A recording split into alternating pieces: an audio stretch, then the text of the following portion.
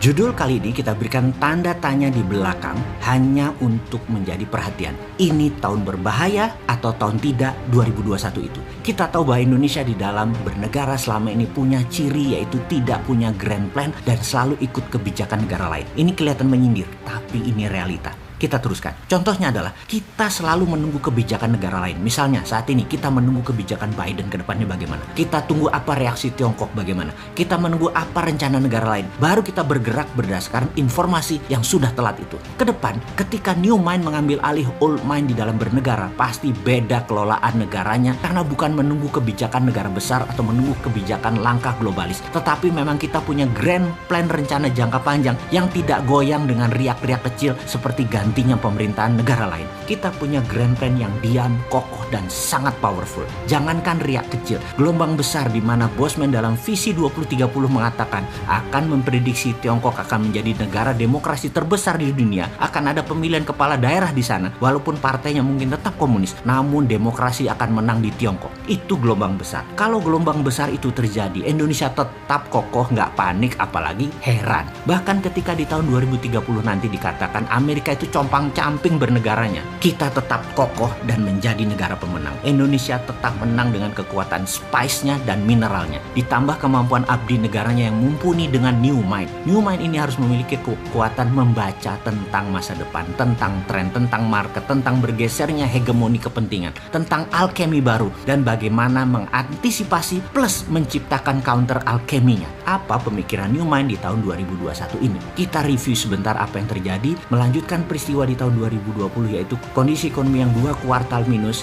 dan masih akan berlanjut minusnya karena imbas COVID. Masalah kesehatan dan politik luar negeri global akan sedang tidak begitu bersahabat. Plus gerakan ketidakstabilan juga ada seperti gerakan Tiongkok versus Partai Amerika pasca Trump di mana zaman Biden merupakan mendung yang terus menggayuti dunia. Efek BUMN-isasi di Indonesia mengubah peta arus uang di masyarakat dan akan mengalami puncak turmoilnya di tahun 2021 ini. Salah satu efeknya adalah pertumbuhan konsumen kelas menengah yang menjadi pilar kekuatan ekonomi domestik menurun. Tetapi kombinasi dengan the bad atau negatif tren tadi, situasi jangka pendek plus dengan the good atau tren globalis, struktural, dan jangka panjang. Globalis itu masih good. Inilah yang akan menghasilkan sebuah dinamika lingkungan bisnis yang menantang. Karena goods-nya milik globalis, bad-nya milik negara tidak berdaulat. Dan bagaimana kita memanfaatkannya dulu di awalnya milik globalis itu adalah seni menarik untuk kita keluar untuk menjadi negara berdaulat. Kita hanya mengingatkan,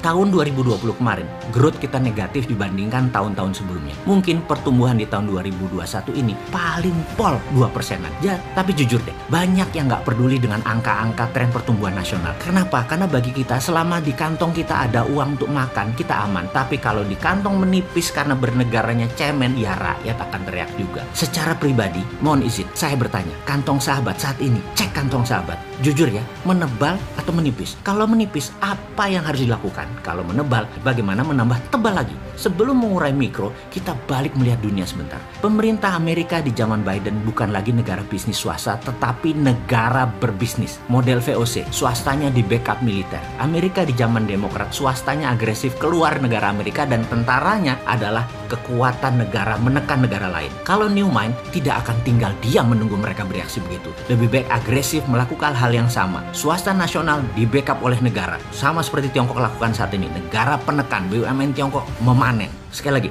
negara menekan, BUMN Tiongkok memanen. Tiongkok yang masuk duluan negaranya ke pit stop di masa COVID akan menjadi negara terdepan keluar dari pit stop di tahun 2022 dengan engine nyala penuh. Dan apa yang akan Tiongkok lakukan dalam waktu 1-2 tahun ini? Kita lihat sebuah fakta. Tiongkok adalah negara dengan debt hutang terbesar. Ghost town, bangunan di Cina yang kosong banyak. Bangunan raksasa yang masif namun gagal banyak. Utang luar negeri Cina banyak dan besar sekali. Tapi itu semua hanya strategi memutar uang cepat agar ekonomi memutar cepat di mana mereka punya solusinya dan ini patut kita tiru.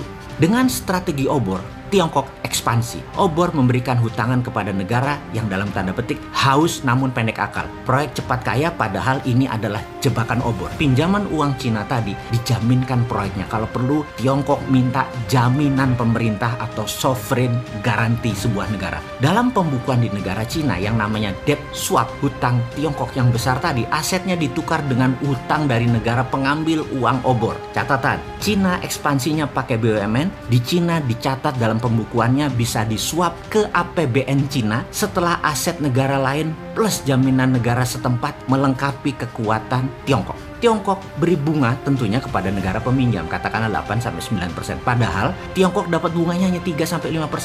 Sudah dapat selisih bunga, aset hutang disuap, dapat jaminan lagi.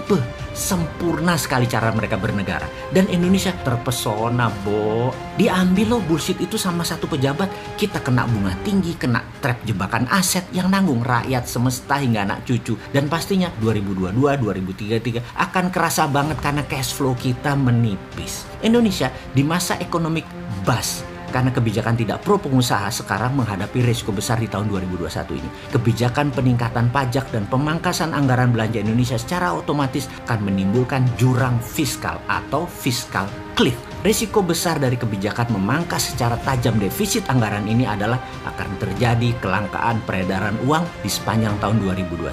Apa yang Indonesia harus lakukan saat ini dengan informasi itu semua? Tiru Amerika dan tiru Tiongkok. Dukung swasta ekspansi ke luar negeri, utamakan ekspor produk manufaktur, beri subsidi kepada bahan baku impor sampai 0%, beri bantuan modal dengan tanpa biaya uang atau bunga 0% pinjaman atas produk manufaktur yang hasilnya diekspor. Negara jangan untung dari bunga bank, negara untung dari pajak. Negosiasi menggunakan kekuatan negara dengan swasta negara lain. Kemudian di dalam negeri, kekuatan digital anak bangsa diutamakan dengan no rule dan full proteksi. Di tahun 2021 ini jadi tahun terang kalau dua hal ini dilakukan.